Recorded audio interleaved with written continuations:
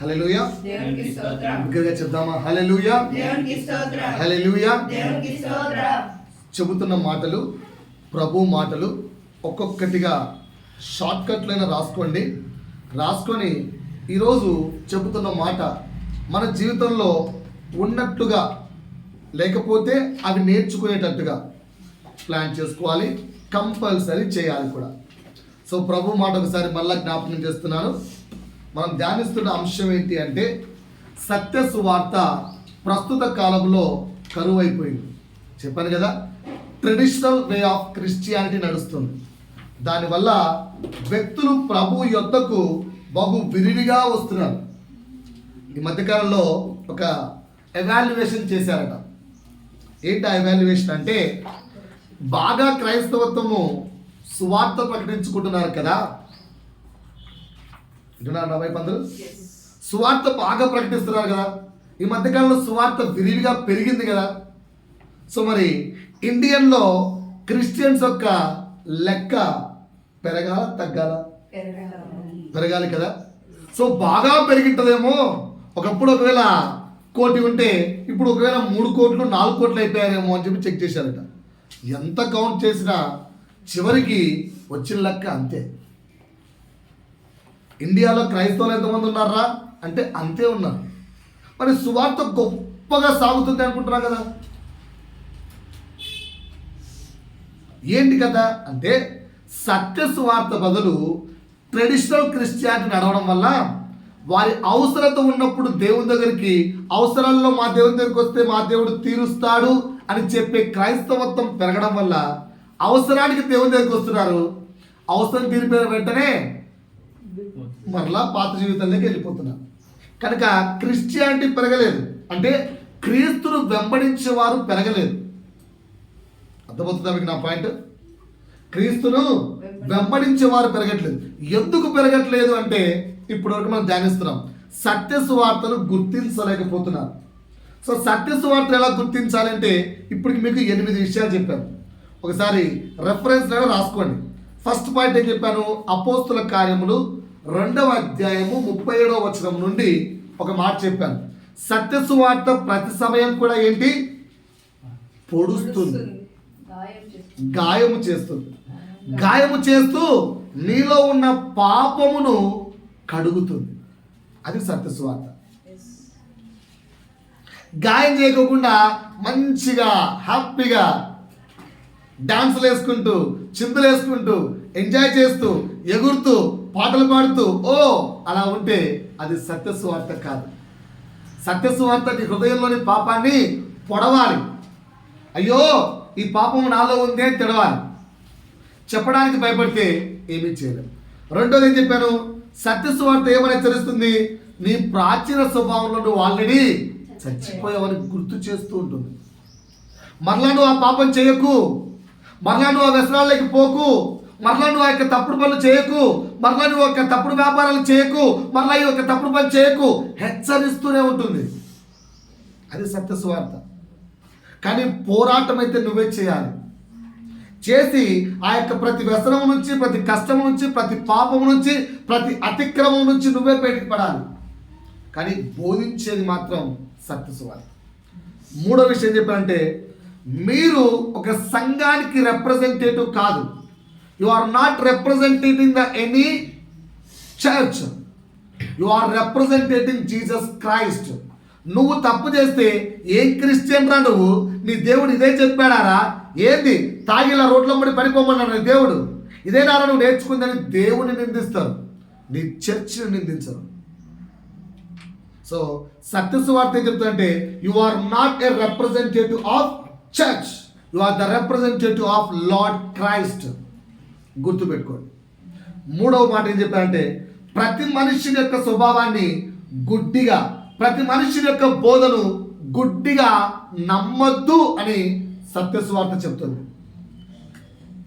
ఎవరు చెప్తే వాళ్ళు గుడ్డిగా నమ్మేసి వెళ్ళిపోవడమే. నైజీరియాలో పాస్టర్ వస్తే ఇక్కడ ఎల్బీ నగర్ స్టేడియం నిండిందంట. నైజీరియా ఎక్కడ? మరి ఇక్కడ చర్చిలు ఎందుకు నిండట్లేదు? రాబోయే కాలం ఇద్దరు ముగ్గురు ఒక సంఘంగా మారుతారు. ఎందుకంటే ఇప్పటికే మీరు ఎక్కడికి వెళ్ళినా అడ్డుకుంటున్న వారు పెరిగిపోయారు. ఎక్కడికి వెళ్ళినా క్రైస్తవత్వాన్ని అడ్డుకుంటున్న వాళ్ళు పెరిగిపోయారు. జాగ్రత్త సుమా. కనుక ఏ మనిషి చెప్పే మాటలు గుడ్డిగా నమ్మొద్దని చెప్తుంది సత్యస్వార్త చెప్తుంది. 5, క్రీస్తు చూపించిన మాదిరిని బోధిస్తాం, కానీ సత్యస్వార్త క్రీస్తు యొక్క మిరాకిల్స్ను బోధించదు. Always they should not be on the concentration of only miracles. క్రీస్తు జీవించిన జీవితం మాదిరి. మిరాకిల్స్ ఆర్ నాట్, మిరాకిల్స్ మనకు మాదిరి కాదు. క్రీస్తు జీవించిన జీవితం మాధురి, దాన్ని వెంబడించాలి అని బోధిస్తుంది సత్యస్వార్త. 5వ మాట అయిపోయింది. 6వ మాట ఏం చెప్పంటే క్రీస్తు నీ కొరకు ఏమై ఉన్నాడో తెలియజేస్తూ నీవు క్రీస్తు కొరకు ఏమై ఉండాలో తెలియజేసేది సత్యస్వార్త. అలా కాకుండా కేవలం దేవుడు తండ్రి కుమారుడు, దేవుడు అది చేశాడు, దేవుడు ఇది చేశాడు అంటే అది అలాగే ఉంటుంది. అర్థమవుతుందా? దేవుడు ఏంటి, నువ్వు ఆయన కొరకు ఎలా ఉండాలి, ఈ 2 విషయాలు బోధించేది సత్యస్వార్త. 7, ఆత్మీయ ఫలాల దండిగా మారండి అని బోధించేది సత్యస్వార్త. ఆర్థిక ఫలాల దండిగా మారండి అని బోధించేది traditional Christianity. When you become a rich full blessings, దేవుని చేత పూర్తిగా బ్లెస్సింగ్ చేత నింపబడాలి అని బోధించేది స్వార్థంతో కూడుకున్న సువార్త. నువ్వు దేవునితోనూ పరలోక నిధితోనూ పరలోక సంపదగా నువ్వు క్రీస్తులో ఆత్మఫలాల దండిగా మారాలి అని బోధించేది సత్యసువార్త. 8, పోయిన వారం చెప్పాను. ఏం చెప్పాను? మనుషులు పెట్టిన పారంపర్య ఆచారాలను ఖచ్చితంగా నిలబడి వాటిని వద్దు అంటూ క్రీస్తు నియమమును పాటించాలని బోధించేది సత్యసువార్త.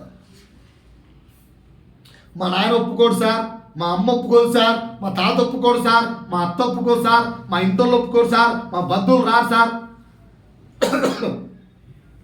బంధువులు పెళ్ళికి రాకపోతే బాధ, దేవుడు పెళ్ళికి రాకపోతే మాత్రం బాధ లేదు.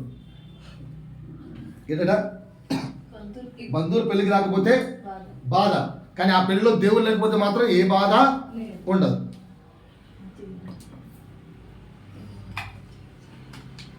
ఈరోజు 9-10 అంశాలు చెప్తారు, జాగ్రత్తగా రాసుకోండి. 9, యాకోబు రాసిన పత్రిక 2వ అధ్యాయము 14వ వచనం నుంచి 18వ వచనం వరకు. నా సహోదరులారా క్రియలు లేనప్పుడు, ఏమి లేనప్పుడు, క్రియలు లేనప్పుడు, మీ బైబిల్లో అండర్లైన్ చేసుకున్నారా? ఏం లేనప్పుడు, క్రియలు లేనప్పుడు ఎవడైనను తనకు విశ్వాసం కలదని చెప్పిన ఎడల ఏమి ప్రయోజనము? ఒకసారి నేను మీకు అర్థమయ్యేట ఎగ్జాంపుల్ చెప్తాను. ఓకేనా? ఒకసారి నా చూడండి, మీకు అర్థమయ్యేట ఎగ్జాంపుల్ చెప్తాను. ఇప్పుడు నా పెద్ద కూతురు వెహికల్ నేర్చుకుంది, స్కూటీ తోలగలదు. ఓకేనా? డాడీ నువ్వు కూర్చో అనింది అనుకో, డాడీ నేను వెహికల్ బాగా తోలుతానని చెప్పి నీకు నమ్మకము విశ్వాసం ఉందా అని అడిగింది నన్ను.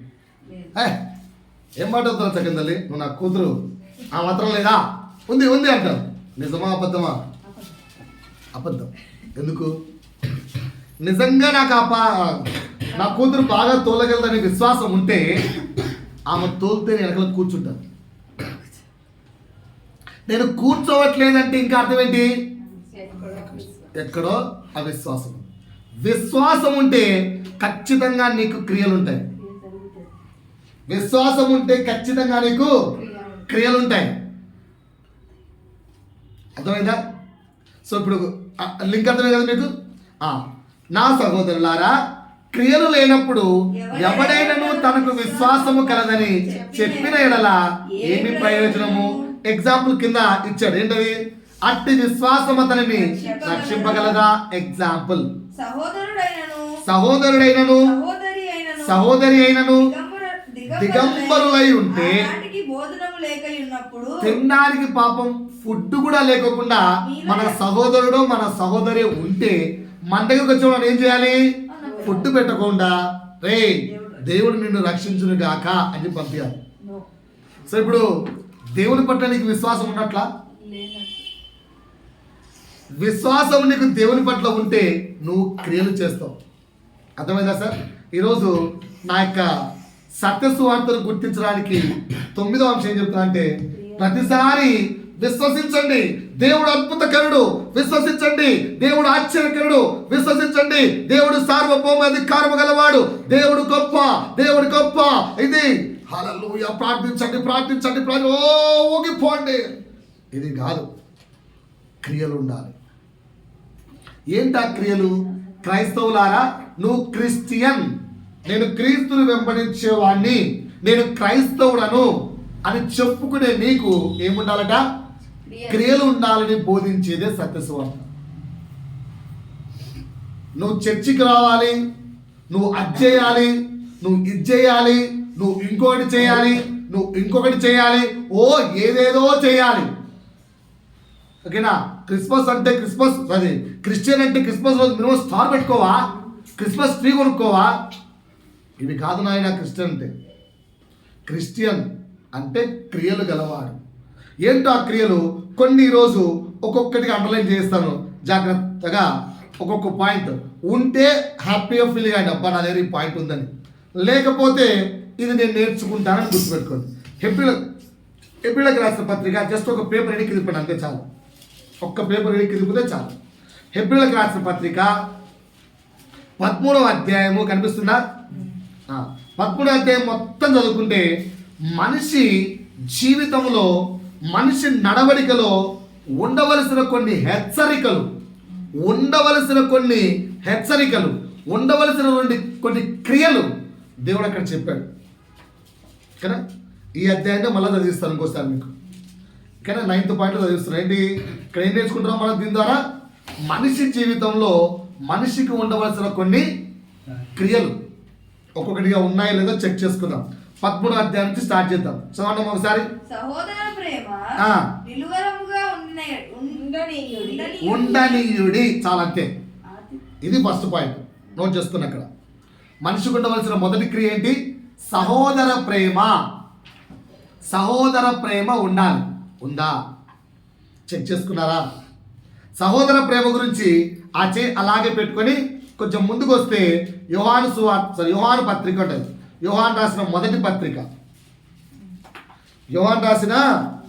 మొదటి పత్రిక 2వ అధ్యాయము 9వ వచనం నుంచి చదవమ్మా. వెలుగులో ఉన్నానని చెప్పుకోండి. ఎవరు వెలుగంటే? యేసు లోకమునకు వెలుగై ఉన్నాడు. ఆ వెలుగై ఉన్న యేసు నేను వెంబడిస్తున్నాను కనుక ఐ యామ్ ఏ క్రిస్టియన్ అని చెప్పుకుంటూ తన సహోదరుని ద్వేషించువాడు ఇప్పటికి ఇంకా చీకటిలోనే ఉన్నాడు. సహోదరుడు అంటే ఎవరు? సహోదరుడు అంటే ఎవరు? అందరూ సహోదరులే. అంటే దేవుని సృష్టి అయిన ఇప్పుడు ఈ అమ్మాయి ఉందా? ఓకేనా? ఈ అమ్మాయి ఆ అమ్మాయి ద్వేషించకూడదు. ఓకేనా సార్? ఆ అమ్మాయి నాకేం నచ్చుతుంది సార్, ఆ అమ్మాయి నాకెందుకు సార్, నల్లగా ఉంటుంది సార్, కర్రగా ఉంటుంది సార్, వద్దు సార్. నల్లగుందా, కర్రగుందా, తెర్రగుందా, వర్రగుందా, బర్రగుందా కాదు. ఆ అమ్మాయి కూడా నీవు క్రీస్తును వెంబడించుచున్నావంటే క్రీస్తు యొక్క సృష్టి. అమ్మ, నీ పక్కనున్నవాడు క్రీస్తు యొక్క సృష్టి. సార్ ఆడు ఎట్టడో తెలుసా సార్? అసలు 24/7 మందు తాగుతాడు సార్. ఆడి దగ్గరకు వస్తే కంపు సార్ బాబు. వాణ్ణి ప్రేమించమంటావు వెళ్తారు ఆయన. ఏం వాక్యం సార్? వాణ్ణి ప్రేమించమని చెప్పారు. వాని అలవాట్లను ద్వేషించండి, కానీ వ్యక్తిని మాత్రం ఎప్పుడు ద్వేషించకూడదు. ఇది సహోదర ప్రేమ. ఏ వ్యక్తిని ద్వేషించకూడదు. మనకి ఇప్పుడు ఎంతమంది ద్వేషించేవారు ఉన్నారు? మనం ఇప్పుడు ఎంతమంది ద్వేషిస్తున్నాం? ఆ పక్కింటోని ద్వేషిస్తాం, ఈ పక్కింటోని ద్వేషిస్తాం, మన అన్నలతో మాట్లాడడం, వాళ్ళతో మాట్లాడడం, వీళ్ళతో మాట్లాడడం, వాళ్ళతో ఎంతమంది అసలు లిస్ట్ తయారు చేయండి. మనం మాట్లాడిన లిస్ట్ ఎంతమంది ఉందో ఒకసారి చెక్ చేసుకోండి సార్. లిస్ట్ ఎంత ఉంది? నేను ఆమెతో మాట్లాడను. ఆ టీచర్ అంటే నాకు ఇష్టం లేదు, ఈమంటే నాకు ఇష్టం లేదు, ఆమె అబ్బో బిల్డప్ ఆమెకు ఎక్కువ, ఈమెకు అది ఎక్కువ, వాడికి అది ఎక్కువ, ఇది. వాడికి ఏది ఎక్కువ ఉంటే నీకేంది? నీకు ప్రేమ తక్కువ. వాడికి అవన్నీ ఎక్కువే, నీకు ప్రేమ తక్కువయ్యి వాడిని ప్రేమించలేకపోతున్నావు. పాయింట్ అర్థమైందా? నీలో క్రీస్తు ప్రేమ ఎక్కువైతే ఒక్కసారి ఇమాజిన్ చేసుకోండి, సార్ వాడు అది సార్, వాడు ఇది సార్, వాడు అది సార్ అన్నప్పుడు జస్ట్ అంతే. నా వైపు చూడండి అందరూ, ఓకేనా? ఇది నువ్వు ఇటు పక్క వ్యక్తిని ప్రేమించలేకున్నావు. ఎందుకు? వీడి దగ్గర చెడ్డ అలవాట్లు ఉన్నాయి, అంటే నీకంటే వాడు నీచుడు, ఓకేనా? వీడి దగ్గర అసలు వాడికి ప్రేమే లేదు, ఇంకా నీకంటే నీచుడు. సార్ వాడు అసలు మంచోడు కాదు సార్, స్వార్థపడు సార్, నీచుడు, ఓకేనా? సో నీకు వాడికి ఇంత వ్యత్యాసం ఉంది, అందుకే ప్రేమించలేకపోతున్నావు. ఓకే, ఇప్పుడు ఇక్కడ నువ్వు ఉన్నావు కదా, ఇటు పక్క యేసుని పెట్టు. ఇప్పుడు యేసు నిన్ను కంపేర్ చేసుకో. యేసుకు నీకు గుణాల్లో ఎంత డిఫరెన్స్ ఉంది? ఆయనకున్నన్ని సర్వశ్రేష్టమైన సద్గుణాల సంపన్నుడు ఆయన. ఆయనతో మనం పోల్చుకుంటే మనం వీఆర్ నాట్ ఏ డాట్. మరి డాట్ అంతా కూడా, కానీ మనల్ని ప్రేమించి పరమును వీడి మన కొరకు వచ్చాడు కదా. ఆయన మనల్ని ప్రేమించినప్పుడు మనం ఎందుకు ఇంకొకటి వ్యక్తిని ప్రేమించలేము? అంటే క్రిస్టియన్కి ఉండవలసిన మొట్టమొదటి కార్యం ఏంటంటే అంటే ప్రతి వ్యక్తిని ప్రేమించగలగాలి. పాయింట్ అర్థమైందా మీకు? ఇప్పుడు పాయింట్ అర్థమైందా? ఇంకొక మాట అదే యోహాను పత్రికలో చూపిస్తాను చూడండి. కనిపించిందా? 4వ అధ్యాయము 20వ వచనం. చాలమ్మా నన్ను చూడండి. How many are loving Lord? దేవుడు ఎంతమందిని నేను దేవుని ప్రేమిస్తున్నా చేతండి సార్. ఐఎమ్ లవింగ్ లార్డ్, నాకు దేవుడు అంటే ఇష్టం. ఐఎమ్ బిలీవింగ్ లార్డ్, నేను దేవుడిని ప్రేమిస్తున్నాను అని చెప్పిన ప్రతి వారికి ఈ మాట కింద వాడు అబద్ధికుడు అగును. తాను చూచిన తన సహోదరుని ప్రేమించని వాడు తాను చూడని దేవుణ్ణి ప్రేమిస్తున్నాను అని చెబితే అది అబద్ధము కాదా? ఇప్పుడు చెప్పండి, who is your best friend? పేరు రాసుకోమంటే ఎంతమంది రాస్తారు? ఓకేనా? ఎందుకు ఇంకా క్రైస్తవత్వం అంటే నేనేమంటున్నాను తెలుసా, మనకు ఇంకా క్రీస్తు అర్థం కాలేదని అర్థం. నిజంగా నీకు క్రీస్తు అర్థమైతే, నిజంగా నువ్వు క్రీస్తుని ఎరిగిన వాడవైతే, పౌలు, అపోస్తలుడైన పౌలు, ఆయన పని ఏంటి చెప్పండి? సౌలుగా ఉన్నప్పుడు క్రీస్తును వెంబడించే వారందరినీ చంపడం. పౌలుగా మారిన తర్వాత ఒక్క క్రీస్తుని వెంబడించే వాళ్ళని చంపాడా? వారితో స్నేహం చేశాడా లేదా? ఏ గుణం ఉన్నవాడు ఏ గుణంలోకి మారిపోయాడు? వాళ్ళని చూస్తేనే అట్లా రగిలిపోయేవాడు వాళ్ళతో కలిసి కూర్చొని అన్నం తిన్నాడు, వాళ్ళతో పరిచర్యకి వెళ్ళాడు, వాళ్ళతో సువార్త చేశాడు. వాళ్ళ కొరకు చెప్పలేనన్ని దెబ్బలు, వర్ణించలేనన్ని శ్రమలు వారి కొరకు అనుభవించాడు. ఓకేనా? పాయింట్ అర్థమవుతుందా మీకు ఒకసారి? కానీ మనమేమో ఒకరికి ఇద్దరికి స్టిక్కర్ అయిపోయి, వీడు నా బెస్ట్ ఫ్రెండ్, వాళ్ళే నాకు ఇష్టం, వీళ్ళు నాకు ఇష్టం కాదు, ఆ అన్న ఇష్టం, ఈ అన్న ఇష్టం కాదు, వాడి ఇష్టం, వీడి ఇష్టం కాదు. అయ్యా, సహోదర ప్రేమ నీకు లేదు అంటే నువ్వు క్రీస్తులో ఇంకా క్రీస్తును ఎరగని వాడవే. క్రియలు లేని విశ్వాసము వ్యర్థము. పాయింట్ అర్థమైందా? రైట్, ఇంకో క్రియకి వెళ్దాం. చదవమ్మా. ఏం చేయ మరొకటి రాసుకోండి. ఇది రెండోది, ఆతిథ్యము చేయ మరొకటి. ప్రతి క్రైస్తవుడు ఎలా ఉండాలంటే వి షుడ్ ఏం చేయాలి? ఏం చేయాలి? హాస్పిటాలిటీ ఇవ్వడం అసలు మరవకూడదు. అర్థమవుతుందా? కానీ మనం ఎవరికి ఇస్తాం? ఒక బర్త్డే, ఒక పెళ్లి రోజు, ఏదైనా చేస్తాం, మనం ఎవరికి ఆతిథ్యం ఇస్తాం? నేను చెప్పమంటారా? మీరు చెప్పడానికి సిగ్గుపడుతున్నారా? మనం ఎవరికి ఆతిథ్యం ఇస్తాం చెప్పంటారా? మనకు ఆతిథ్యం ఇచ్చేవాడికే ఇస్తాం. మనల్ని పట్టించుకోని ఎప్పుడన్నా మనము ఆతిథ్యం ఇస్తామా? ఇప్పుడు మీ ఇంట్లో ఫంక్షన్ ఉందండి, ఎవరు పిలుస్తారు? మీకు కావలసిన వాళ్ళని మాత్రం పిలుస్తారు. ఒకవేళ మీ కంపానియన్లో, మీ కొలీగ్లలో, మీతో ఉండే వాళ్ళల్లో నీతో చక్కగా మాట్లాడే వాడు, పట్టించుకొని వాడు ఎవడో ఉంటే వాటికి నీ బర్త్డే కానీ పిలుస్తావా? అస్సలు. ఎందుకు? అందుకే బైబిల్లో మాట రాయబడింది ఏమని?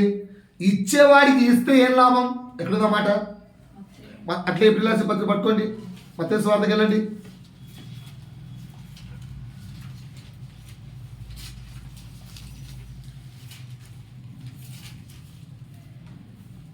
మత్తయి సువార్త కాదు, లూకా సువార్త.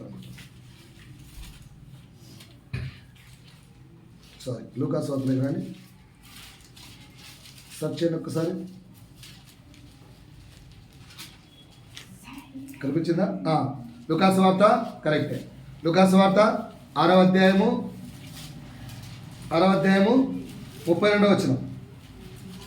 మిమ్మును ప్రేమించిన వారినే మీరు ప్రేమించిన ఎడల మిమ్మును ప్రేమించిన వారినే మీరు ప్రేమించిన ఎడల మీకేమి మెప్పు కలుగును? డైరెక్ట్ చెప్పిస్తాడు యేసు. ఇవి యేసు చెప్పిన మాటలు, యేసు పలికిన మాటలు. ఇవి డైరెక్ట్గా యేసు పలికిన మాటలు అంటే ఇది ఏంటంటే జడ్జి ముద్రేసినట్టే, వాటిని మార్చడానికి ఉండవు. అలాంటి స్పష్టమైన మాట మనం పట్టించుకోవడం వదిలేస్తున్నాం.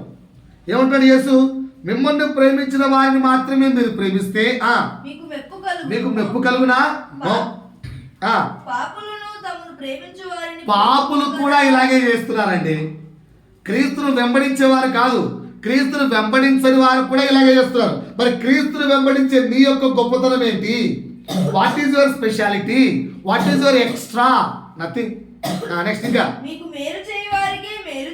హెల్ప్ చేసిన వాడికే నువ్వు హెల్ప్ చేస్తే ఏంటి లాభం? నీకేంటి లాభం? నథింగ్. పాపులు కూడా అలాగే చేస్తున్నారు.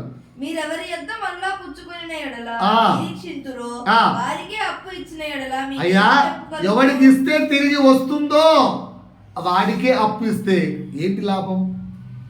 ఎలా ఉండాలి మన సాయం, మన ఆతిథ్యం ఎలా ఉండాలి? కష్టాల్లో ఉన్నవాడికి తిరిగి మళ్ళా ఇస్తాడన్న ఆశతో కాదు, వాడి జీవితం బాగుపడుతుందని సహాయం చేసే గుణముతో ఆతిథ్యం ఇవ్వాలి. అది క్రీస్తు. అర్థమవుతుందా? అది క్రీస్తు. రండి, ఏప్రిల్ రాసిన పత్రిక రండి. మళ్ళా 2 రాసుకున్నారా? ఈ హాస్పిటాలిటీ మనలో ఉందా? లేకపోతే నేర్చుకుందాం. 3వది కిందకి వెళ్ళామా? ఇంకా మీరును వారితో కూడా బంధింపబడినట్టు బంధకములో ఉన్న వారిని జ్ఞాపకము చేసుకొనుడి. మీరును శరీరముతో ఉన్నారు గనుక we are also in the flesh, that's why కష్టమును అనుభవించుచున్న వారిని జ్ఞాపకము చేసుకొనుడి. ఇది క్రిస్టియానికి ఉండవలసిన 3వ క్రియ. ఏంటంటే కష్టాల్లో ఉన్న వారిని జ్ఞాపకం చేసుకోండి. when you are earning 20,000, 19,000 నువ్వే వాడుకో, వద్దని చెప్పలేదు. ఒక్క 500 సార్, ఆ వ్యక్తి కష్టాలు ఉన్నాడు సార్, నేను ఇచ్చే 500 ఉపయోగపడదేమో. అన్ని కుటుంబాలు 500 కలుపుకొని చర్చిలో పాస్టర్కి ఇద్దాం. పాస్టర్ గారు, ఇదిగో మా కుటుంబం నుంచి 1,000, ఇదిగో మా కుటుంబం నుంచి 1,000, ఆ కుటుంబం నుంచి 1,000, ఒక 5,000 వచ్చింది. పాస్టర్ వచ్చిందా? అదో అక్కడ ఒక కుటుంబం ఉంది, నేను చూశాను. పాపం ఫుడ్కి లేదు, తిండికి లేదు, అల్లాడుతున్నారు. వాళ్ళకి తీసుకెళ్ళి ఏమన్నా కష్టములో ఉన్న వారిని జ్ఞాపకం చేసుకునే క్రియ మనలో ఉండాలని ప్రభు చెప్తున్నాడు. ఉందా లేదా? ఎంతసేపు ఉన్నా, ఎన్ని వేలు సంపాదించినంతా మన అప్పులకు, మన అవసరాలకు, మన బ్రతుకు, మన పిల్లలకు, మనకే అయిపోయింది. కానీ అందులో నుంచి ఒక్క 5 నుంచి 1000 రూపాయలైనా ఇదిగో ఈ బీదవాడికి, ఇదిగో ఈ కష్టంలో ఉన్నవాడికి, అయ్యో ఆహారం లేని వాడికి, అయ్యో వస్త్రం లేని వాడికి కొన్నారా ఎప్పుడన్నా? క్రిస్మస్ వస్తే ఫుల్ బట్టలు కొంటారా? పాస్టర్, ఇదిగో ఈసారి క్రిస్మస్ నేను 30,000 పెట్టి నా వస్తువులు కొనుక్కున్నాను. నాకు చీర, నా భర్తకి డ్రెస్సులు, లేదా నా భార్యకి ఇవి, నా పిల్లలకి ఇవి 30,000 పెట్టుకున్నాను పాస్టర్. అందులో 1%, అందులో 2%, అందులో 5%, ఒక 1,500 ఇదిగో సంఘానికి ఇస్తున్నాను.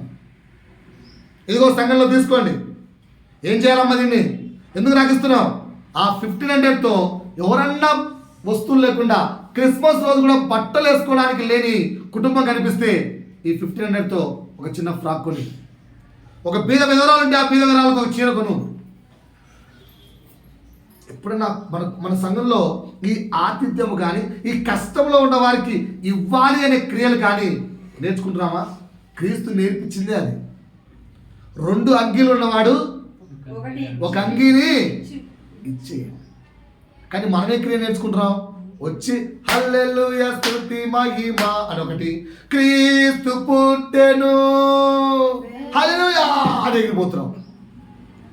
దేవుడు అంటున్నాడు, నువ్వు చేసే క్రిస్మస్ నాకు వద్దురా స్వామి, నువ్వు పోరా బాబు చర్చిలోంచి బయటకు అంటున్నాడు. క్రీస్తు చెప్పేదండి, నువ్వు చర్చిలోంచి బయటకు పోరా నాయన, ఆ డ్రస్సులు సూళ్ళకి వెళ్ళాడుతున్నావు. ఎందుకు? ఆయనకి ఏం కావాలి? ఆయనకి ఏం కావాలి? ఆయన క్రియలు, ఆయన చెప్పిన క్రియలు మనలో కావాలి. మనమేమో రిచ్, ఒక్కొక్క చీర 5,000, 6,000, 7,000, 12,000, 20,000, అందులో నుంచి ఒక 10% వద్దులే, 2% వేసుకోండి, 5% వేస్తే 1,000 రూపాయలు. ఎంతమంది అమ్మలక్కలు ఉన్నారు? ఓకేనా? హోల్సేల్ షాప్కి వెళ్ళి ఒక 10 చీరలు కొనుక్కొని మన చర్చి తరపు నుంచి ఏ కుటుంబానికి ఇస్తే వద్దన్నారు. అలాంటివన్నీ మీరు ఆలోచించాలి పాస్టర్. అనవసరం మమ్మల్ని అంటే అన్ని పాస్టర్ ఆలోచించాలా? ఏ విశ్వాసులు అలాంటి ఐడియాలు రావా? పాస్టర్ ఇదిగో మా కుటుంబం నుంచి ఇంత, ఇదిగో మీ కుటుంబం నుంచి పాస్టర్ మీరు కొంచెం వేసుకోండి, మేము అందరం వేసుకుంటాం, ఒక 5,000 అయిందా పదా, ఈసారి వెళ్ళి ఏదో ఒక కుటుంబం. We will celebrate our Christmas, we will celebrate our Joy. ఓకేనా? వాళ్ళలో మళ్ళీ కులం ఎత్తకండి, మతం ఎత్తకండి, లేనివాడు లేనివాడే. వాళ్ళలో మళ్ళీ పేరు పెట్టకండి, జీసస్ ఈజ్ గివెన్ అని. దేవుడు ఇచ్చాడు అంతే, క్రిస్మస్ గిఫ్ట్ అని ఇచ్చేయండి అంతే. అలా అది కదా దేవుడు చెప్పేది. మూడో క్రియ ఏంటట? కష్టములో ఉన్న వారిని జ్ఞాపకము చేసుకోవడము అనేది యేసు మన దగ్గర కోరుకుంటున్న క్రియ. ఉన్నాయా? ఇవ్వలే పాస్టర్. 4 ఒక్క నిమిషం. 4 రైట్.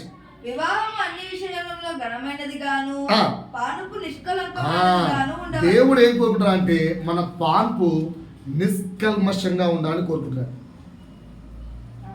మన పాన్పు నిష్కల్మషంగా ఉండాలని కోరుకుంటున్నారు. ఇక్కడ 2 విషయాలు చెప్తాను మీకు. సార్ పాన్పు నిష్కల్మషం అంటే వైఫ్ ఉంది కనుక వైఫ్తో ఉన్నాం సార్. పెళ్ళైన వాళ్ళకు కూడా చెప్తున్నాను, పెళ్ళి కాని యవ్వనస్తులు కూడా చెప్తున్నాను. బాగా నా వైపు చూడమ్మా. పెళ్ళైన వాడు తన భార్య భర్తను తప్ప దేనిని కూడా ఊహించుకోకూడదు. ఒకవేళ ఊహించుకున్నా ఆ పాన్పు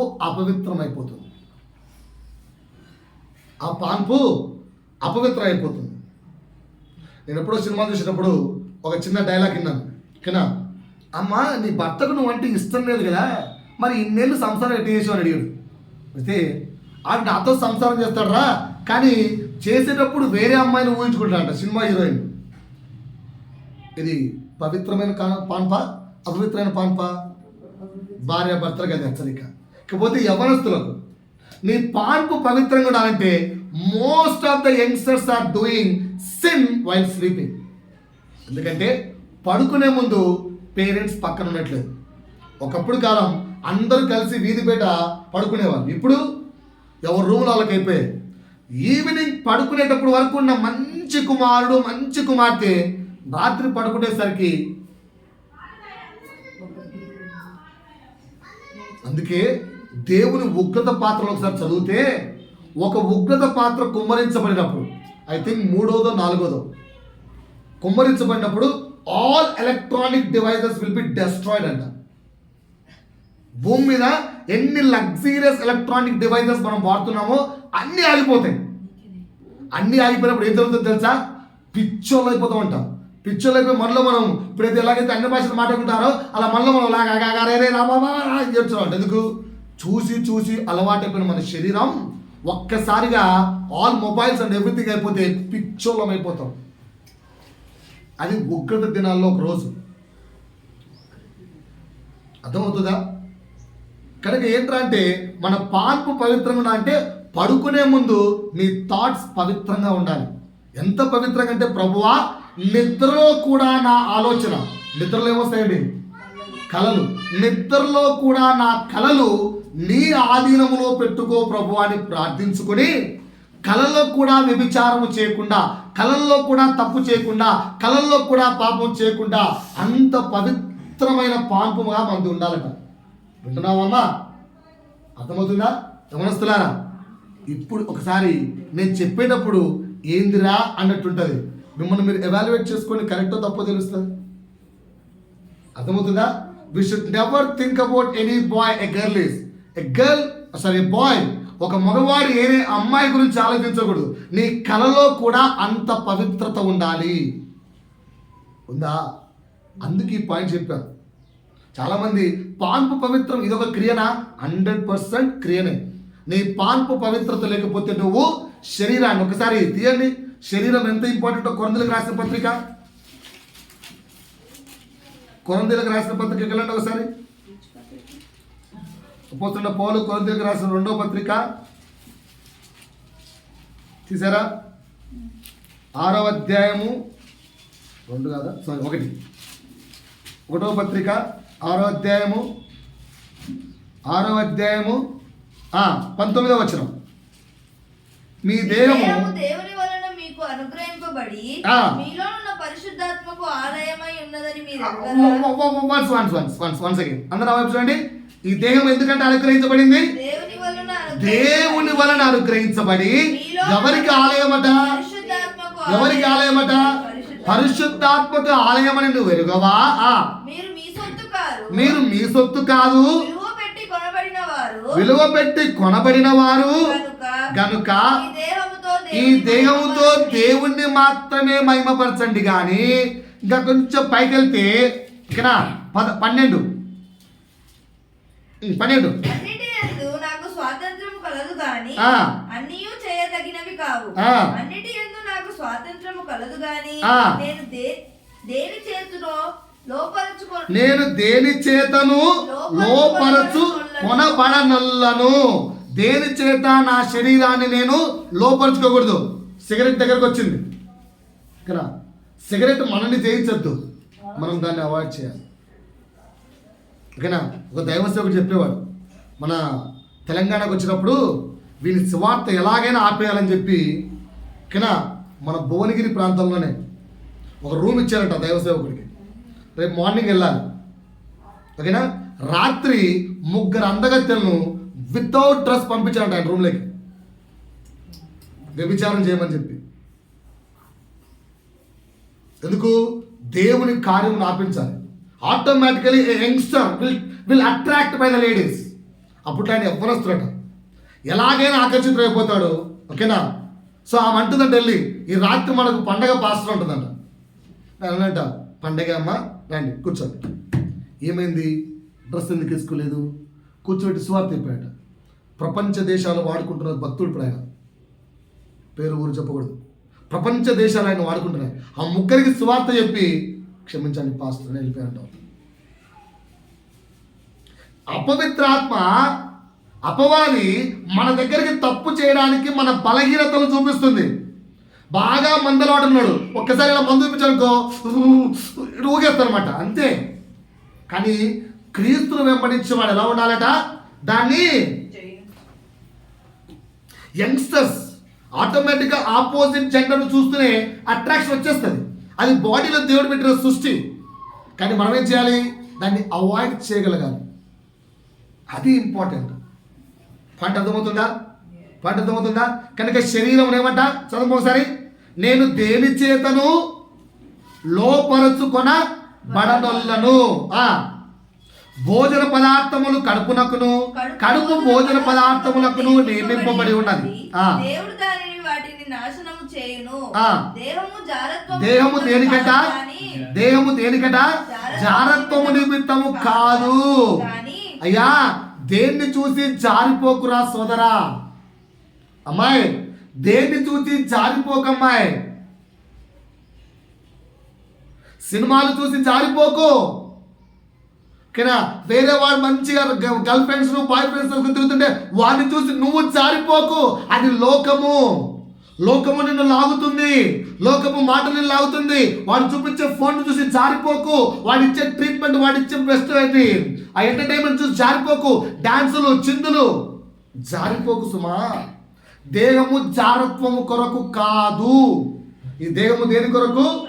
ప్రభువు యొక్క నిమిత్తమే. అందులో ప్రభువు నివాసం ఉండాలి. అందు నిమిత్తం ప్రభువు నీకు దేహం ఇచ్చాడు. లేదంటే ఆ దేహము నిన్ను, అమ్మో, మొన్న ఉగ్రత పాత్రలు చూస్తున్నాను నేను. అబ్బా, అన్బేరబుల్. ఉగ్గత పాత్ర, మొదటి ఉగ్గత పాత్ర కుమ్మరించబడినప్పుడు ఏమైతుందో తెలుసా? కాలుష్యం మొత్తం, వాతావరణం మొత్తం కాలుష్యం అయిపోతుందట. అయిపోయినప్పుడు అక్కడక్కడ పుండ్లు లేస్తాయంట మనకు. ఆ పుళ్ళల్లోంచి చీము కారుతుంటుందట. విపరీతమైన స్మెల్, అన్బేరబుల్ స్మెల్ వస్తుందట. ఏ డాక్టర్ కూడా దాని ట్రీట్మెంట్ కనుక్కోలేడు. నిద్రలేని రాత్రులు, చావు రాదు. ఎందుకంటే ఈ శరీరాన్ని నువ్వు జారత్వానికి అప్పగించావు, అందుకు అనుభవించాలి నువ్వు. భయం లేక, భక్తి లేక, ఎవడో రమ్మంటే పిలిస్తే వెళ్ళిపోవడమే, తాగుదాం రారా అంటే పోవడమే, రారా ఏం చేద్దాం అంటే పోవడమే. శరీరాన్ని నీ ఇష్టానుసారంగా విచ్చలవిడికి అమ్మేస్తే అబ్బో చూసి గగులు పుచ్చింది రాదు. ఇట్లా మొత్తం కారిపోతున్నాయి చీములు. సావు రాదు. ఆ స్మెల్, ఆ నొప్పి, ఆ భారం. ఓకేనా? చలికాలం అప్పుడప్పుడు చర్మం పగులుతుంది తెలుసా మీకు? వింటున్నారా? ఎలా ఉంటుంది? దాంట్లో ఇట్లా చెమట గారి టపక్క దాంట్లో పడింది అనుకో, బొగ్గు మందు. ఇక్కడ అప్పుడు పెదాలు చిల్లుతాయి కదా, చిల్ల దాంట్లో ఇటు చెమట కారి టపక్క దాంట్లో పడింది అనుకో అని పెట్టుకుంటాం, తెలుసా కదా? దేవుడు ఎంత అంటే బీడు బారిన భూమి తెలుసా? బీడు బారిన భూమి. అలా మన చర్మం బీళ్లు బారిపోతుంది అంట. చూస్తే ఎట్లయితే పాముకు శరీరం కట్లు ఉంటుందో అలా మన శరీరం బీళ్లు బారిపోతుంది. ఎందుకంటే ఈ శరీరాన్ని ఎవరికి ఇచ్చావు? నువ్వు జారత్వానికి ఇచ్చావు. కనుక అలా బీడు బారిపోయినప్పుడు ఆ బీడు బారిన శరీరంలో చెమట ఇది కారుతుంటే పగ్గుమంటుందట. నో బడి కెన్ ట్రీట్. అది చూస్తూ నేనేమనుకుంటా తెలుసా? పర్లేదు ఏసీ ఉంటుందా, ఇది పర్లేదు ఏసీ కొనుక్కోము, అంతే కదా? ఏసీ కొనుక్కోమా, ఏసీ వేసుకుంటాం చల్లగా. ఏం వేసుకుంటాం? ఏసీ వేసుకుంటాం చల్లగా. టెంపరేచర్ ఎంత తెలుసంటారా? రెండో ఉగ్రత పాత్ర కుమ్మరించబడినప్పుడు టెంపరేచర్, ఇప్పుడు ప్రజెంట్ హైయెస్ట్ టెంపరేచర్ ఎంత? 45, 50 వేసుకున్నాం లేండి. దీనికి 20 టైమ్స్ పెరుగుతాడు. అంటే టెంపరేచర్ ఎంత? మోర్ దాన్ థౌజండ్స్లోకి వెళ్ళిపోతుంది. ఏ ఏసీ పని చేస్తుంది? ఓ అవును సార్, అప్పుడు అడ్వాన్స్ టెక్నాలజీ, అప్పుడు దాన్ని తట్టుకునే ఏసీ అనుకుంటాం. ఎలక్ట్రిసిటీ చచ్చిపోతుందట, ఎలక్ట్రిసిటీయే ఉండదట. సో ఆ పగుళ్ళు, ఆ వేడి ఎలా భరించాలో ఊహించుకోండి. ఇప్పుడు శరీరం లాగుతుంది కదా అని, అట్రాక్ట్ చేస్తుంది కదా అని చెప్పి ఇష్టానుసారమైన వ్యభిచారపు పాన్పులోకి వెళ్తే అది పరిస్థితి. అందుకు ఈ పాయింట్ అదే పనిగా నొక్కి పెట్టారు, లేకపోతే తీసేసేవన్న పాయింట్. ఎవరొస్తున్నారా? పాయింట్ అర్థమైందా? ఇప్పుడు అమ్మాయి అట్రాక్ట్ చేస్తుంది వెళ్ళండి, అబ్బాయి అట్రాక్ట్ చేసి వెళ్ళండి. ఓ స్నాప్చాట్లు, ఇన్స్టాగ్రాములు, రాత్రి కింద అప్పుడే లేచిన ఆ అబ్బాయి అయిపోయిన తర్వాత మెసేజ్ ఉండదు. మొన్న నాకు సార్ చెప్తున్నాడు, ఎంత పిక్చర్లు అయిపోయారంటే నా పిల్లలు, ఆ ఇన్స్టాగ్రామ్లో వచ్చే స్టోరీస్, ఆ ఇన్స్టాగ్రామ్లో పెట్టే రిప్లైలు, ఆ ఇన్స్టాగ్రామ్లో వచ్చే వాటిని చూసి పిల్లలు ఎంత అట్రాక్ట్ అయిపోయి ఇప్పుడే మొగుళ్ళని కోరుకుంటున్నారంట 13-14 వయసులోనే. ఏంటి సార్ ఏం మాట్లాడుతున్నారు సార్ అంటే, నిజం రా కిరణ్, నిజం. అందుకే పిల్లలకు చదువులు లేవు. క్రైస్తవులారా, మనమన్నా మేలుకుందాం, వాటిని పగలబడదాం. అప్పుడే మన బ్రతుకులు విలువైనవిగా మారుతాయి దేవుని కొరకు. అందుకే నన్ను పాన్పు, 4వ క్రియ ఏంటంట? పాన్పు నిష్కల్మషమైనదిగా ఉండాలి. అంటే నీ దేహము పవిత్రమైనదిగా నువ్వే మార్చుకోవాలి. రేపు మారదు. రైట్, 4 క్రియలు చెప్పారు. 5వ క్రియ, ధనాపేక్ష లేని వారై మీకు కలిగిన వాటితో తృప్తి పొంది ఉండి. ఏం చేయాలంట? ధనాపేక్ష లేని వారిగా ఉండాలంట. ఉందా లేదా? దీని గురించి ఎక్కువ చెప్పాలి అవసరం లేకుంటారు. పెద్దలారా వింటున్నారా? ఎంతసేపు పరిగెత్తినా దేనికోసం పరిగెత్తున్నాం? ఎర్నింగ్.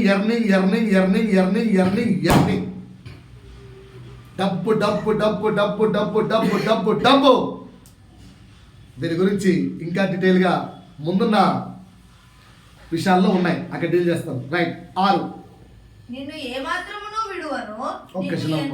6 కాబట్టి ప్రభు నాకు సహాయుడు, నేను భయపడను, తన మాత్రుడు నాకు ఏమి చేయగలడు అని మంచి ధైర్యంతో ఒక్క నిమిషం. 7వ వచనం. మీకు దేవుని వాక్యము బోధించి మేమే బోధించేవాళ్ళం. మీ పైన నాయకులుగా ఉన్న వారిని జ్ఞాపకము చేసుకొని వారిని జ్ఞాపకం చేసుకోండి అంటే వారి ఇంట్లో ఫుడ్ లేకపోతే ఫుడ్ పెట్టండి, వారికి డబ్బులు ఇవ్వండి. ఇది కాదు స్వామి జ్ఞాపకం అంటే. ఈ మధ్య ఇదే అయిపోయింది అలవాటు. దైవజనులను జ్ఞాపకం చేసుకోవాలి అంటే ఏంటి? నువ్వు సంపాదించిన దాంట్లో వచ్చి తెచ్చి వారికి ఇవ్వాలి. ఇది కాదు జ్ఞాపకం చేసుకోమంటే. ఏంటో మరి చూస్తున్నారా? ఆ జ్ఞాపకం అంటే కింద ఉంది చూడండి ఏందో. వారి ప్రవర్తన ఫలమును శ్రద్ధగా తలంచుకొనుచు వారి విశ్వాసమును అనుసరించండి. ఇది జ్ఞాపకం చేసుకో. మీ సేవకులు ఎలాగైతే దేవుని వెంబడిస్తున్నారో అలా మీరు కూడా వారి విశ్వాసాన్ని అనుసరించి దేవుణ్ణి వెంబడించడంలో ముందడుగులోకి రండి. దేవుని కొరకు నిలబడడానికి ప్రయాసపడండి. దేవుని కొరకు పనిచేయడానికి సిద్ధపడండి. మరలా చెప్తున్నాను, నెక్స్ట్ మంత్ జనవరి, ఇప్పుడు అయిపోయింది ఈ రోజుతో నవంబర్, రేపు నెల December, January 5th to 16th training sessions ఉన్నాయి. జనవరి 5th to 16th training sessions ఉన్నాయి. మీలో ఎవరన్నా వెళ్ళాలి అనుకుంటే 12 రోజులు ఏమాత్రం మీ దగ్గర నుంచి ₹1 కూడా తీసుకోరు. 12 రోజులు ట్రైనింగ్లో కావాల్సిన ఫుడ్ కింద అన్నీ ఇస్తారు. మీ ట్రాన్స్పోర్టేషన్ మాత్రం మీరు భరించుకోవాలి. సిద్ధపాటు కలిగి ఉంటే చెబితే అప్లికేషన్ ఫామ్ పెడతాం. వెళ్ళి నేర్చుకొని ప్రభువు కొరకు ఎలా బ్రతకాలి. ఎంతసేపు ఉన్నా నా డబ్బులు ధనము కొరకు పరిగెత్తక ప్రభువు కొరకు నిలబడడానికి నేర్చుకోండి. ఎందుకంటే రానున్న దినాల్లో ప్రభువు పని చేయువాడే కావాలి. యవనస్తులారా, మీకు ఇన్ఫార్మ్ చేస్తున్నాను, ఓకేనా? సమయాన్ని ముందే చెప్తున్నాను. 5 నుంచి 16వ తారీఖు వరకు మీలో ఎవరైనా సిద్ధంగా ఉంటే సిద్ధపడండి. మీకు చెబితే అప్లికేషన్ ఫామ్స్ ఇస్తాము. అక్కడికి వెళ్ళడానికి మీరు మీ ట్రాన్స్పోర్టేషన్ కావాల్సిన ఖర్చు మాత్రం పెట్టుకుంటే చాలు. అక్కడ మీరు ఉండడానికి కావాల్సిన 12 రోజులు ఏ ట్యాక్సీ తీసుకోరు, ఏ డబ్బులు తీసుకోరు.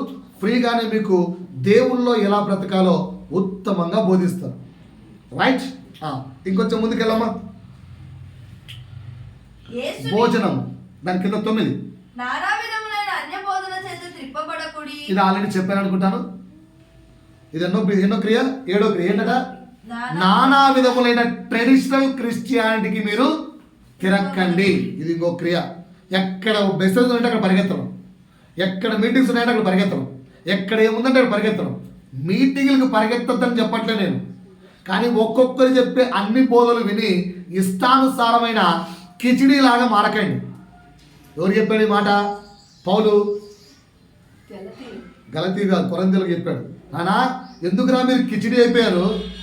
వాడు చెప్పింది ఈడు చెప్పింది అర్థం చెప్పి విని కిచిడీలాగా మారకండి. దేవుని సత్య సువార్తను పరిశుద్ధాత్మ దగ్గర నేర్చుకోండి. పాయింట్ అర్థమైందా? రైట్. 7 భోజన పదార్థములను బట్టి కాక కృపను బట్టియే హృదయము స్థిరపరచుకొనుట మంచిది. ఏంటంట? భోజనాన్ని బట్టి కాక కృపను బట్టి హృదయాన్ని స్థిరపరచుకోండి. మీకు ఎన్ని విషయాలు చెప్పాను? ఎన్ని క్రియలు చెప్పాను? 8. 9వది నిత్య రాజ్యం కొరకు ఎదురు చూపు అంట. చూడండి ఒకసారి.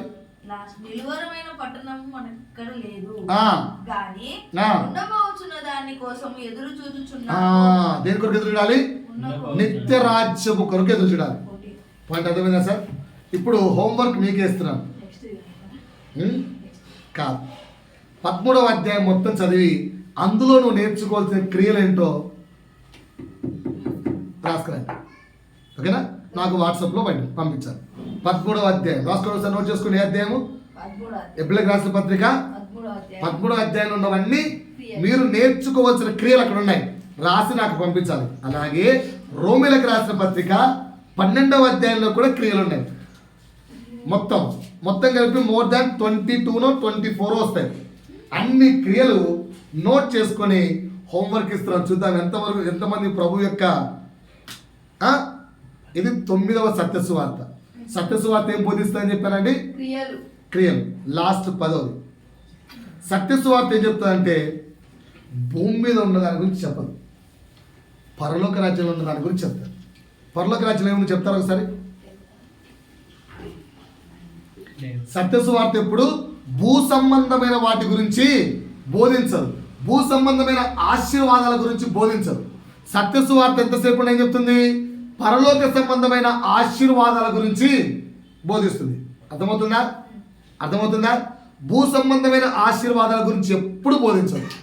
పరలోక సంబంధమైన ఆశీర్వాదాల గురించి బోధిస్తుంది. ఓకేనా? పైన ఏముంది? ఈ మాట బాగేనండి. పైన ఎవరున్నారు? పరలోక సంబంధమైన అంటే పరలోకంలో క్రీస్తున్నాడు. క్రీస్తును గురించి బోధిస్తుంది. ఇప్పుడు మీకు క్రీస్తుని గురించి కొత్త మాట నేర్చుకుందాం. ఓకేనా? క్రీస్తు ఎవరో? క్రీస్తు ఎవరో? ఓకేనా? నిన్న దినాల్లో ఒక వ్యక్తి యొక్క మెసేజ్ చూస్తున్నాను నేను యూట్యూబ్లో. ఆ వ్యక్తి అన్నాడు, నువ్వు క్రీస్తుకి ఎంత దగ్గరికి వస్తే అందరికి క్రీస్తు అర్థం కాదు. ఏంటబ్బా అనుకున్నాడు. అంటూ ఆయన ఒక పాయింట్ చెప్పాడు. నాకు కూడా ఆ పాయింట్ ఎక్కడ గుర్తులేదు. అవునా, ఈ పాయింట్ బైబిల్ ఉందా? ఎక్కడబ్బా ఆ తర్వాత జనరల్గా స్కూల్కి వెళ్ళాక బైబిల్ చదువుతాను. బైబిల్ చదువుతున్నప్పుడు టక్కున ఆ పాయింట్ కనిపించింది. అవునా, ఇన్ని రోజులు ఇన్నిసార్లు ఇది చదివానే నాకు ఎక్కడ తెలియదే అనుకున్నాను. కనిపించింది. ఏంటంటే ఒకసారి అది కాదమ్మా, తీయండి చెప్తాను. హెబ్రీయులకు రాసిన పత్రిక సత్యసువార్త క్రీస్తుని గురించి బోధిస్తుంది. ఇప్పుడు క్రీస్తుని గురించి మీకు ఇప్పుడు చెప్తున్నాను అనమాట. ధ్యానంగా తీయండి. హెబ్రీయులకు రాసిన పత్రిక 1వ అధ్యాయము మొత్తం చదువుతున్నాను, జాగ్రత్తగా వినండి. క్రీస్తును ఏమని సంబోధిస్తాం మనం? ప్రభువా అని సంబోధిస్తాం. ఓకేనా? ఎవరు క్రీస్తును ప్రభువా అని పిలుస్తారు? మనమే కదా. తండ్రి అయిన దేవుడు క్రీస్తును ఎప్పుడైనా ప్రభువా అని పిలిచాడా? ఎప్పుడు? నా ప్రభు చెప్తున్నాడు దావీదు చెప్పాడు. నేను చెప్పేది తండ్రి అయిన దేవుడు కుమారుడైన యేసును ప్రభువా అని సంబోధించాడా? నేను ఫస్ట్ టైం షాక్ అయిపోయింది. ఇదేంట్రా, తండ్రి అయిన దేవుడు కుమారుడైన దేవుడు ప్రభువా అనడం ఏంటి? ఎప్పుడైనా విన్నారా? తండ్రి అయిన దేవుడు కుమారుడైన దేవుడిని ప్రభువా అని సంబోధించడం. దావీదు సంబోధించాడు ప్రభువా అని. అందరూ సంబోధిస్తారు, ప్రభువా అని పిలుస్తాం. వినండి, బాగా చూపిస్తాను ఇప్పుడు. తీయండి. 1వ వచనం చదువుతున్నాను. పూర్వకాలమందు నానా సమయములలోను నానా విధములుగాను ప్రవక్తల ద్వారా మన పితరులతో మాట్లాడిన దేవుడు ఈ దినముల అంతమందు కుమారుని ద్వారా మనతో మాట్లాడెను. దేవుడు ఎవరి ద్వారా మనతో మాట్లాడుతున్నాడు? ఎవరి ద్వారా? క్రీస్తు అయిన కుమారుడు. రైట్. నెక్స్ట్, ఆయన అంటే ఎవరు? తండ్రి అయిన దేవుడు. తండ్రి అయిన దేవుడు ఆ కుమారునికి సమస్తమును వారసునిగా నియమించారు. వింటున్నారా బాగా? నెక్స్ట్, ఆయన ద్వారా, ఎవరి ద్వారా? యేసు ద్వారా ప్రపంచమును నిర్మించను. చూడండి, ప్రభు చిత్రం వచ్చే వారం కొంచెం చెప్తాను దీని గురించి. యేసు ద్వారా ఏం నిర్మించబడ్డాయి? రైట్, ఇంకా ముందుకెళ్ళండి. ఆయన దేవుని మహిమ యొక్క తేజస్సును ఆయన తత్వము యొక్క మూర్తిమంతమునై ఉండి. సో ఇప్పుడు ఇవన్నీ మాటలు ఎవరు మాట్లాడుతున్నారండి? తండ్రి అయిన దేవుడు మాట్లాడుతున్నాడు. ఆయన చెబుతున్న మాటలు రాస్తున్నారు. అర్థమవుతుందా? తండ్రి కిందకి వెళ్ళండి. 5వ వచనం.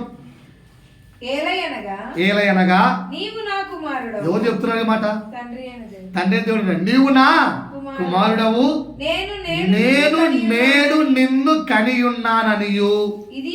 ఇంతేగాక నేను ఆయనకు తండ్రినై ఉన్నందును. ఈ మాట కూడా ఎవరు చెప్తున్నారు? తండ్రి అయిన దేవుడు చెప్తున్నాడు. నేను ఆయనకు తండ్రినై ఉందును అనియు. ఆయన నాకు కుమారుడై ఉండును అనియు. ఆ దూతలతో ఎవరితోనో చెప్పాడా? చెప్పలే. ఇంకా కిందికి వెళ్ళండి.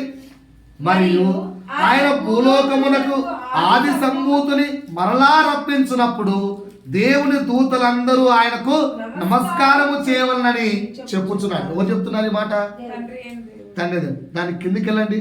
తన దూతలను వాయువులుగాను తన సేవకులను అగ్ని జ్వాలలుగాను చేసుకొని వాడు అని ఎవరు? దూతలను గురించి చెప్పుచు దేవుడి యొక్క దేవాది తండ్రి అయిన దేవుడు చెప్పిన దూతలు ఏవైతే ఉన్నాయో ఆ దూతలను సేవకులుగా చేసుకునేవాడు కుమారుడైన దేవుడు. అంటే అర్థమైందా? ఇంకా కిందికి వెళ్ళండి. ఇంకో మాట అంటున్నాడు. ఎవరా మాట్లాడేది? తండ్రి అయిన దేవుడు కుమారుడైన దేవుడు ఏమంటున్నాడు? దేవా. ఒక్కసారి నమస్కారమ్మా. ఇప్పుడు అర్థమైందా? తండ్రి, కుమార, పరిశుద్ధాత్మ ముగ్గురు ఒక్కడే, త్రియేక దేవుడు. వాళ్ళల్లో తండ్రి గొప్పోడు, కుమారుడు చిన్నోడు కాదు. తండ్రిలోని ఒక భాగమే కుమారుడు. అందుకే తండ్రి కుమారుని ఏమంటున్నాడు? అందుకే కుమారుడు ఏమన్నాడు?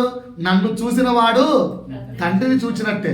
తండ్రిని డైరెక్ట్ గా మనం చూడలేం కనుక, అంత పవిత్రతను మన కన్నులు చూడలేము కనుక, ఆయన మనకు కనపడాలని చెప్పి దేవుడిని చూడాలని ఆశ కలిగిన వారు ఎందరో ఉన్నారు కనుక, వారికి తన్ను తాను కనపరుచుకోవడానికి మనుష్య రీతిగా ఈ భూమి మీదకి వచ్చాడు. We can see the Jesus directly. మన కన్నులు యేసును చూడగలవు. నువ్వు అంత పవిత్రంగా బతుకుతే. ఎంత పవిత్రంగా? మత్తయి సువార్తలో చెప్పాడు, హృదయ శుద్ధి గల వారు ధన్యులు, వారు దేవుణ్ణి చూచారు. హృదయ శుద్ధి అంటే ఏంటి? 1 year బిలో సంవత్సరము కంటే చిన్న వాళ్ళు ఉంటారు చూసారా, వాళ్ళ హృదయం ఎంత పవిత్రంగా ఉంటుందో అంత పవిత్రంగా నీ హృదయం ఉంటే you can see the Jesus. వాళ్ళల్లో ఏ కల్మషం ఉండదు అన్న. వాళ్ళ మనసు ఎంత పవిత్రంగా ఉంటుంది అన్న. చెప్పాను, చిన్న బిడ్డల వంటి వారైతే అని చెప్పి 8 నుంచి 9 వాల్యూమ్స్ లేదా 20 వాల్యూమ్స్ ఇచ్చాను. యూట్యూబ్లో వెతకండి, అన్ని క్యారెక్టర్స్ చెప్పాను, చిన్న బిడ్డల క్యారెక్టర్స్. ఆ క్యారెక్టర్స్ నీలోకి వస్తే you can see the lord. So దేవుడు, దేవాది దేవుడు, తండ్రి అయిన దేవుడు కుమారుని యేసుని ఏమని సంబోధిస్తున్నాడు? దేవా. నీ సింహాసనం నిరంతరము నిలుచున్నది, నీ రాజదండము న్యాయార్థమైనది, నీవు నీతిని ప్రేమించితివి, దుర్నీతిని ద్వేషించితివి. ఏమని సంబోధించాడండి? దేవాని సంబోధించాడు. కిందికి రండి 10వ వచనంలోకి. మరియు ప్రభువా ఏమని పిలిచాడు? ప్రభువా సంబంధించి చూసారా? అంటే యేసును గూర్చి నువ్వు తెలుసుకోవాల్సింది చాలా ఉంది. సత్యసువార్త పైనున్న యేసును గురించి తెలియజేస్తుంది, కింద భూ సంబంధమైన ఆశీర్వాదాల గురించి మాట్లాడదు. పాయింట్ అర్థమైందా? ఇప్పటికి 10 విషయాలు నేర్పించాను. సత్యసువార్త ఏం నేర్పిస్తుందని చెప్పాను ఈరోజు? క్రియలు లేని విశ్వాసము వ్యర్థము అని సత్యసువార్త తెలియజేస్తుంది. రెండో మాట ఏం చెప్పాను? పైనున్న వాటి గురించి బోధించేదే సత్యసువార్త, భూ సంబంధమైన వాటి గురించి బోధించేది సత్యసువార్త కాదు. దేవుడు ఈ వాక్యం ద్వారా మహిమ తెచ్చుకోను గాక. ఇప్పటివరకు ఏం బోధించారండి? పరిశుద్ధత, పవిత్రత అనే పదానికి 4 అర్థాలు చెప్పాను. ప్రభు చిత్తమైతే వచ్చే వారం 5వ అర్థం చెప్పి దాని గురించి డీటెయిల్గా ముందుకు ప్రభు కృపలో వెళ్దాం. ఆమేన్.